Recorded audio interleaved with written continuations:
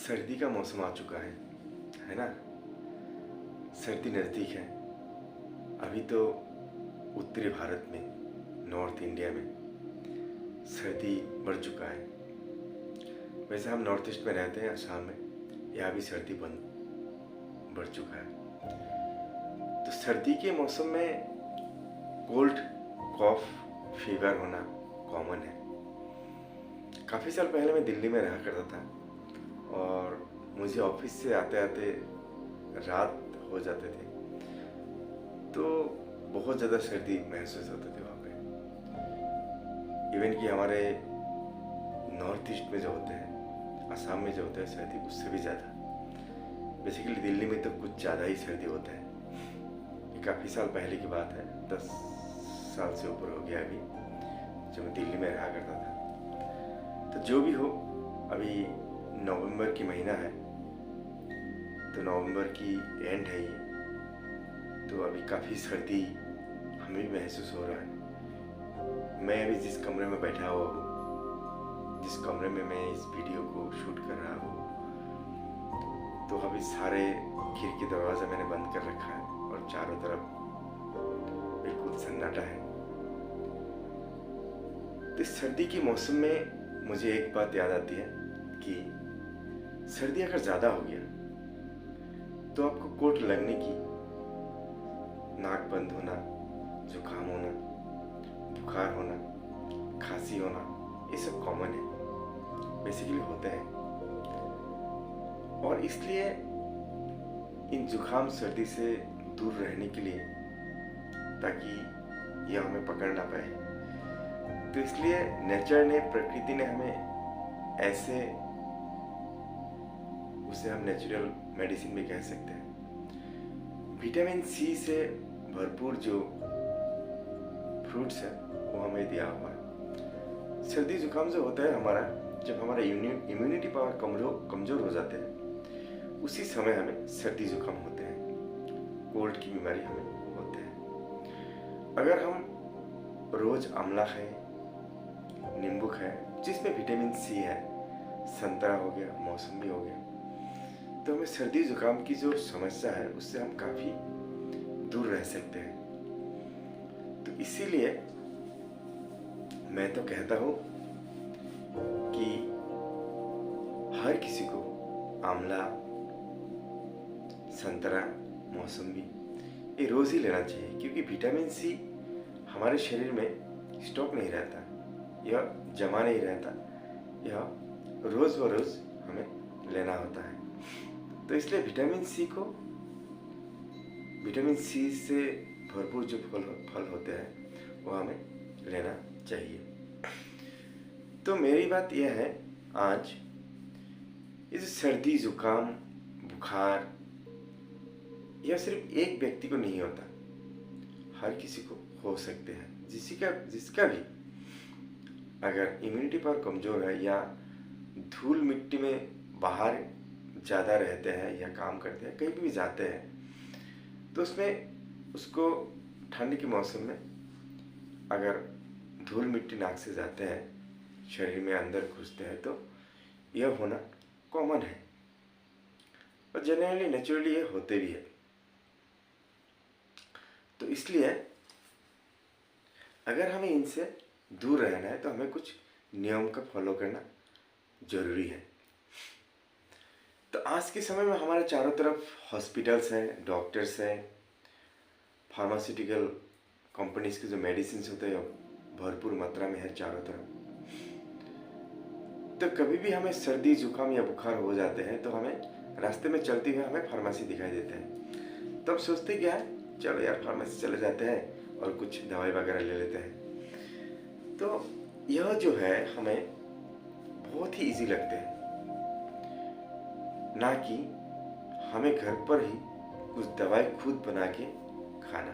तो जब भी हमें बुखार हो जाता है इस सर्दी के मौसम में, तो हम क्या करते हैं, पैरासीटामोल प्रिपरेशन के, पैरासीटामोल कॉम्बिनेशन में कुछ भी दवाई हम ले लेते हैं। जो नॉर्मली यूज होता है वो है क्रोसिन, कैल्पोल, पीसीएम एटसेट्रा।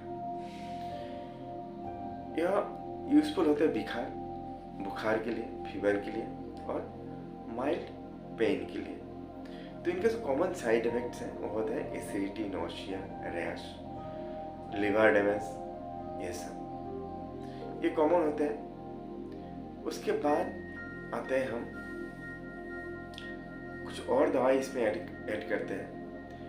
उसमें हो गया सेटिरिजिन। सेटिरिजिन बेसिकली रनिंग नोज एलर्जी के लिए यूज होता है। ये एक तरह का एंटीबायोटिक है। तो इसमें साइड इफेक्ट्स क्या होता है? Sleepiness, dry mouth, mild headache, तो इस तरह का भूख ना लगना, इस तरह का इसका भी एक जो हमारा डाइजेस्टिव सिस्टम है उसके ऊपर काफी ज्यादा इसका प्रभाव है। तो इस तरह का साइड इफेक्ट दिखाई देते हैं। उसके बाद आता है लिवोसेट, जाइजल। तो इसका जो यूज है वो कोल्ड और एलर्जी के ऊपर होता है। इसमें क्या होता है, जो साइड इफेक्ट दिखाई देता है हमें, माइल्ड साइड इफेक्ट, उसमें होता है लेस ड्राउजी देन सेरिटिजिन। सेरिटिजिन से ज़्यादा ये कम आपका इफेक्ट करता है हमारे शरीर के ऊपर। ये तो कहने वाली बात है सिर्फ।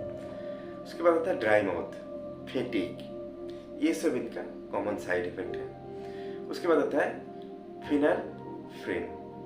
फिनाइल्फ्रिन में भी हमें कुछ साइड इफेक्ट देखने को मिलते हैं। इसका जो साइड इफेक्ट है वो होता है हमारा हार्ट रेट को बढ़ा देते हैं, बीपी हाई कर देते हैं, बहुत ही ज़्यादा सेंसिटिव होता है। कुछ मैक्सिमम लोगों में ये सेंसिटिव होता है, ठीक है। एंजाइटी, रेस्टलेसनेस, ये सब इनका कॉमन साइड इफेक्ट्स होते हैं। अगर ये कंटिन्यू लेते रहे तो हमारे हार्ट के ऊपर बहुत ज़्यादा इसका प्रभाव पड़ता है और हमारा बीपी हाई होने की बहुत ज़्यादा चांसेस है। तो उसके ऊपर हमारा ब्रेन के ऊपर भी इसका बहुत ज़्यादा कंट्रोल होता है। हमारा जो हार्मोन्स होते हैं यह कंट्रोल करने लग जाते हैं। उसके बाद आते हैं कुछ दवाई और भी हैं, जैसे स्यूडोफेनेड्रिन। स्यूडोफेनेड्रिन में यह बेसिकली नोज अगर ब्लॉकेज होते हैं, हमारा नाक अगर बंद हो जाता है तो उसको खुलने के काम करते हैं। इसमें क्या क्या साइड इफेक्ट होता है? पैल्पिटेशन, स्लीपलेसनेस, बीपी हाई होना, हार्ट रेट बढ़ जाना। तो इस तरह का यह साइड इफेक्ट्स हैं। खांसी के लिए अगर कोई खांसी के दवाई लेते हैं तो उसमें क्या क्या होता है? कुछ खांसी का कॉमन मेडिसिन है, जैसे Corex D, Benadryl D, etcetera. तो इसका अगर देखा जाए, हमारा जो इसमें साइड इफेक्ट होता है वो होता है drowsiness, dizziness, high dose misuse possible. तो इसमें क्या होता है, हाई डोज यह क्या करते हैं, ये जो कोरेक्स डी होते हैं, यह अगर किसी का दारू पीने की आदत है, कोई अगर अल्कोहल किसी को बहुत ही ज़्यादा पसंद है और पीते हैं, तो ये भी काम चलाते हैं कोरेक्स से, ठीक है। तो इसीलिए यह कहा गया है कि high dose can be misuse. Okay. और मैंने कोप के समय में इस तरह का मैंने दवाई यूज़ किया, मगर मेरा कोई काम नहीं हुआ और मुझे बहुत ज़्यादा कमज़ोर कर दिया, वीक कर दिया। मेरा जो हार्ट है वो बहुत ही वीक कर दिया। मेरे अंदर एक डर की भावना पैदा हो गया, ठीक है। मेरा हार्ट बीट को बहुत ज़्यादा कर दिया, ठीक है। और मुझे इस तरह का नर्वसनेस फीलिंग करा दिया कि मैं उसके बाद कभी भी कॉफ सिरप हाथ नहीं लगाया, ठीक है। उसके बाद कुछ एंटीबायोटिक दिया जाता है, जैसे एम्ब्रोक्सो। तो इस तरह के जो एंटीबायोटिक होते हैं उसमें क्या होता है, अगर किसी का वेट कॉफ है और सूख नहीं रहा है तो उसमें भी इसको यूज़ किया जाता है। तो इसमें क्या होता है, ये बेसिकली लीवर और हमारा जो डाइजेस्टिव सिस्टम उसके ऊपर बहुत ज़्यादा साइड इफेक्ट देते हैं। स्टमक अपसेट, भूख न लगना, नोशिया, वोमिटिंग और एलर्जी, ये सब दिखाई देते हैं। उसके बाद आता है कुछ और भी है, एस्कोरिल। एस्कोरिल जो है वह बेसिकली हमारा जो बलगम होता है वो ढीला करता है, उसके बाद इसका भी साइड इफेक्ट है, नोशिया, वोमिटिंग, डिजीनेस, ये सब इसका है। उसके बाद और एक दवा है जिसको कहते हैं कॉफ्लिन। कॉफ्लिन जो है उसके भी साइड इफेक्ट इस तरह का है, strong drowsiness, constipation, habit form. तो जितने भी मेडिसिन मार्केट पे मिलते हैं और हमें जो एलोपैथिक डॉक्टर से, हॉस्पिटल से वो हमें देते हैं, प्रिस्क्राइब करते हैं, उन सबका कुछ ना कुछ साइड इफेक्ट जरूर है। उसके बाद आते हैं हम कुछ सबसे ज़्यादा चलने वाली दवाई इंडिया में मिलते हैं, वो है combination of medicine. Combination of medicine उसमें क्या क्या होता है, सिनारसेन, सेट्रिजिन, पैरासीटामोल, फिनाइल्फ्रिन, ये चार का जो कॉम्बिनेशन है वो इंडिया में बहुत ज़्यादा मिलते हैं। क्या क्या काम करते हैं, कोल्ड, फीवर, कॉफ, इसमें ये बहुत अच्छा काम करते हैं। और इसके ऊपर इसके कुछ साइड इफेक्ट भी है, वो भी बता देता है। Drowsiness, increase heart rate, heart rate increase हो जाता है। हार्ट रेट जब इंक्रीज होता है तो उसका बीपी भी हाई हो जाता है। स्टोमक डिस्कम्फर्ट, लिवर में अटैक करना, ठीक है, भूख ना लगना, नींद ना आना, ये सब इसका साइड इफेक्ट्स हैं। तो जितने भी दवा है उसमें कुछ ना कुछ साइड इफेक्ट हमें देखने को मिलते हैं और होते भी हैं। ये नॉर्मल साइड इफेक्ट मैंने जब बताया, ये सारा नॉर्मल साइड इफेक्ट है, कॉमन साइड इफेक्ट्स हैं। इसके ऊपर भी कुछ सीवियर साइड इफेक्ट्स हैं, हमें दिखाई देते हैं। पहले नंबर है पैरासीटामोल।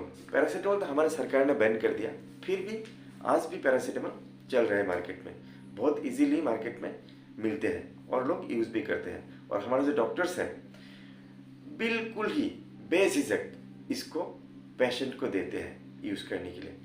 मगर पेशेंट का जो साइड इफेक्ट है कभी नहीं सोचते कि क्या होगा क्या नहीं होगा। तो इसका जो सीवियर साइड इफेक्ट्स है उसमें हम देखते हैं क्या क्या है पैरासीटामोल का। लिवर डैमेज, लिवर डैमेज में यह लिवर सिरोसिस को पैदा करते हैं, लिवर फैटी लिवर बना देते हैं, इसको हेपाटोटॉक्सिसिटी कहते हैं।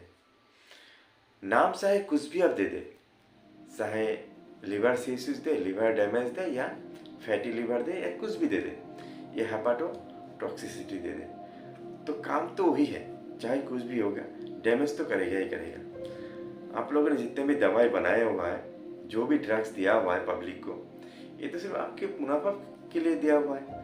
आप कभी भी किसी पेशेंट को नहीं बताते हैं कि दवाई में क्या क्या आपने मिलाया हुआ है। उस जो मेडिसिन के नाम पर जो ड्रग्स है, जो सिंथेटिक ड्रग्स है, उसके जो साइड इफेक्ट्स है वो आप कभी नहीं डिस्क्लोज करते। अगर आप डिस्क्लोज करते हैं तो क्या होगा, आपका पेशेंट, आपका एक कस्टमर, आपका एक मुनाफे देने वाला आपसे, आपके हाथ से निकल जाएगा। तो चलिए देखते हैं और भी क्या क्या है।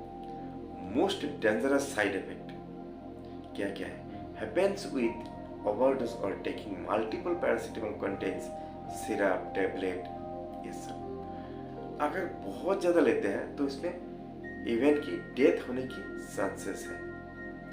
सिम्टम्स में क्या क्या आते हैं, जब इसका बहुत ज़्यादा लेते हैं, ओवरडोज होते हैं, बेसिकली ओवरडोज हो ही जाते हैं पैरासीटामोल से। येलो आइज, येलो स्किन, क्योंकि लिवर में इफेक्ट करते हैं। जब लिवर को अटैक करते हैं तो स्किन और आइज हमारा येलो होगा ही होगा, ठीक है। उसके बाद आते हैं severe vomiting case, upper abdomen pain, confusion, इसका डिप्रेशन भी कराते हैं पेशेंट को। Severe allergic reaction, sudden rash, swelling on face, lips, difficulty in breathing. तो हमारा जो लंग्स है, लंग्स के ऊपर भी इसका बहुत ज़्यादा साइड इफेक्ट है। उसके बाद आता है सेटिरिजिन। सेटिरिजिन का क्या क्या सीवियर साइड इफेक्ट होते हैं, सीवियर ड्राउजीनेस अफेक्टिंग ब्रीथिंग, जो हमारा ब्रीथिंग है, जो हमारा श्वास लेते हैं और लंग्स है, उसके ऊपर इसका बहुत ज़्यादा इफेक्ट होना दिखाई देते हैं, ठीक है। तो इसके बाद आता है इसका जो है हार्ट के ऊपर इसका बहुत ज़्यादा इसका प्रेशर दिखाई देता है। हार्ट रेट बढ़ जाता है। जब हार्ट रेट बढ़ते हैं तो हमारा बीपी हाई हो जाता है। उसमें हमें एक अंदर से खौफ, एक डर हमें महसूस होता है। पैल्पिटेशन बढ़ जाते हैं। तो इस तरह का कॉमन जो सीवियर साइड इफेक्ट है वो दिखाई देते हैं, वो हमें देखने को मिलते हैं और हमें महसूस भी होते हैं। सीवियर एलर्जिक रिएक्शन, ठीक है, lips, throat swelling, breath difficulty, ये सब इसका कॉमन है, ये सब होते ही है। तो जितने भी दवाई है आज के समय में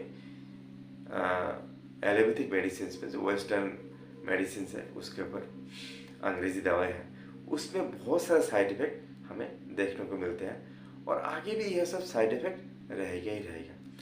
इसलिए रहेगा क्योंकि जो सिंथेटिक ड्रग्स है इसमें साइड इफेक्ट होगा ही होगा। और दूसरी बात है, जब भी कोई पेशेंट डॉक्टर के पास जाते हैं उनको हज़ारों तरह की उनका डायग्नोसिस होता है। जब बहुत सारा डायग्नोसिस होता है उसके बाद उनके ऊपर एक प्रेशर डाल दिया जाता है, प्रेस्क्रिप्शन का प्रेशर, जिसमें अगर एक दो दवाई से काम हो जाता है, नहीं तो 10 प्रकार के दवाई उनको दे देते हैं।